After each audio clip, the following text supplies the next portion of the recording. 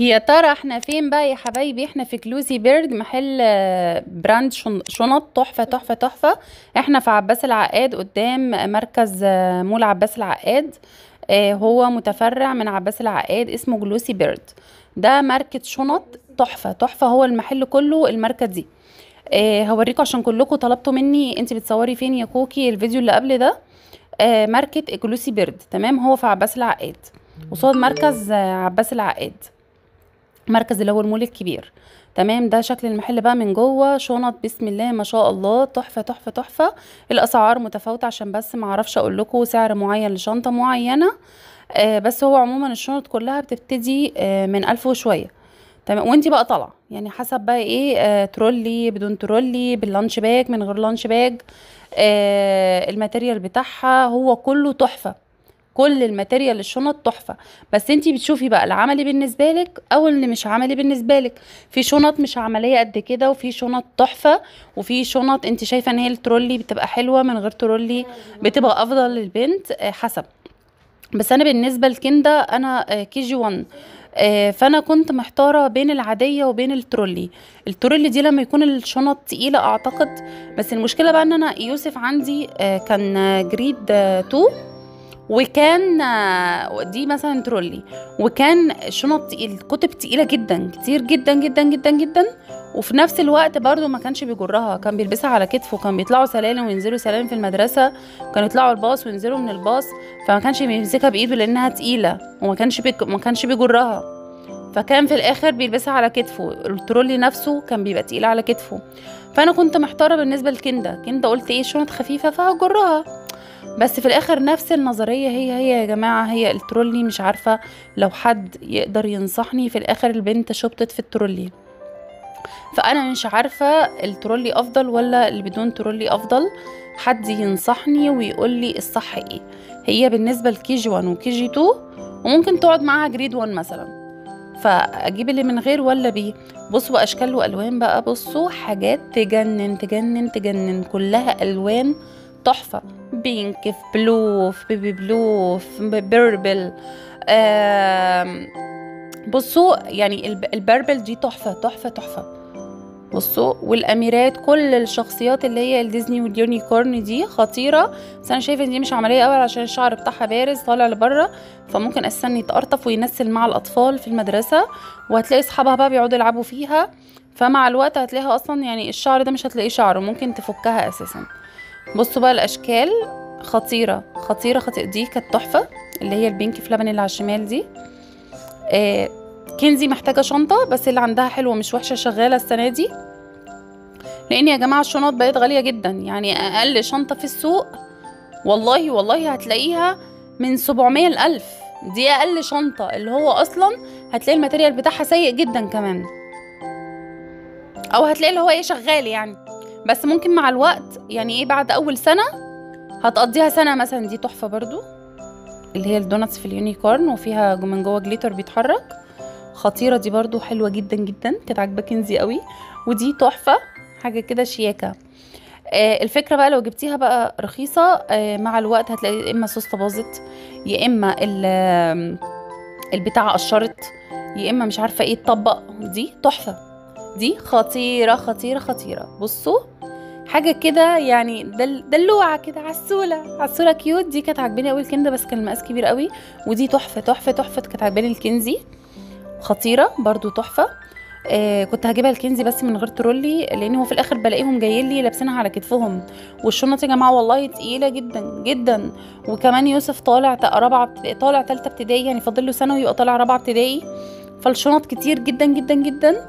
وكنزي طالعه اولى ابتدائي. فقلت خلاص يعني السنه دي بقى يقضوا بقى بالشنط اللي عندهم. اغسلها لهم غسله كده محترمه، نغسلها كده مع بعض غسله حلوه. واجيب بقى السنه الجايه ان شاء الله ليوسف والكنزي احلى شنط تقضيهم بقى، تقعد معاهم بقى حبه محترمين بقى. اهو بصوا، دي كل الشنط اللي موجوده. طبعا انتوا هتروحوا بنفسكم هناك وتتفرجوا. هناك بقى يعني كل الاذواق. ما تجيش تقولوا لي ايه اصل دي مش حلوه، اصل دي يعني اصل دي مش قد كده. كل الاذواق. بصوا بقى حبايبي، انا طلعت الدور التاني. الدور التاني كل الشنط اللي هي البوي اللي هي الولادي، حاجات تحفه، اشكال خطيره. انا ما كنتش اعرف ان في دور فوق، قالوا لي لا ده في دور فوق ولادي.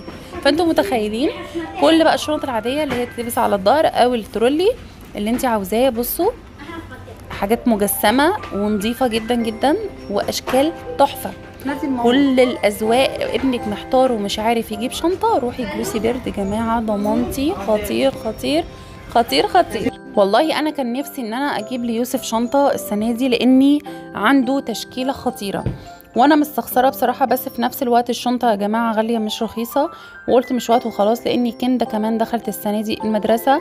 فانتوا بتتكلموا 3 مصاريف ل3 اطفال للمدرسه، فالموضوع صعب جدا. وكمان انا شنطه كندا مع اللانش بوكس لسه والزمزميه. وبصوا دي جديده جدا شنطه اهي، ومعاها البنت قالت لي ده زي ماسك كده، مش عارفه هما يروحوا المدرسه بماسك ليه، يعني ايه الحكمه، مش عارفه. اللي هو نظام روشنه يعني، مش عارفه بصراحه يعني. ملوش اي 30 لازمه، بس يعني ايه شغال عادي، يعني يشجع الاطفال على المذاكره وعلى الايه الحماس في اول السنه الدراسيه. ودي اشكال تانية برضو. فبقول لكم المصاريف السنه دي انتوا مش متخيلينها، تقيله جدا جدا. ولسه بقى ايه الطلبات اللي ايه السبلايز، الحاجات اللي هيطلبوها في المدرسه، وحاجات قد كده، والتيكت والجلادات والاقلام الرصاص والاستيكه والبرايات والسم، حاجات كتير جدا بقى، الحاجات السبلايز كلها اللي الايه اللي هيطلبوها. دي بقى اللي هتجنن عليها اليوسف. بصوا الشياكه، بصوا الطعامه، بصوا الحلاوه. بس انا لو هجيبها له من غير ترولي، هجيبها له اللي هي العاديه دي، مقاس تقريبا 17. هي مناسبه جدا جدا ليوسف، او 18 والله ما فاكره. دي تحفه تحفه تحفه تحفه تحفه تحفه. انت ما بتعوزي 18 على فكره، عاليه على الفاضي. يعني انا في الاخر بحط الكتاب حتى في ابتدائي عاليه، يعني العلو ده الزياده هتعملي بيه ايه؟ هو ما يجي ان هو تبقى كبيره وضخمه على ظهر الطفل وخلاص. بصوا بقى الاشكال.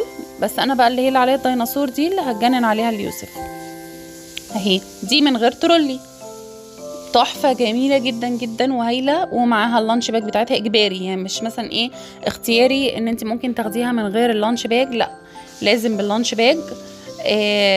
يوسف برضو كانت عاجباه جدا جدا، وهلبسها له دلوقتي اهي. بصوا هو لابسها، حاجه كده جميله جميله يا جماعه، جميله والله العظيم، هتجنن عليها تحفه.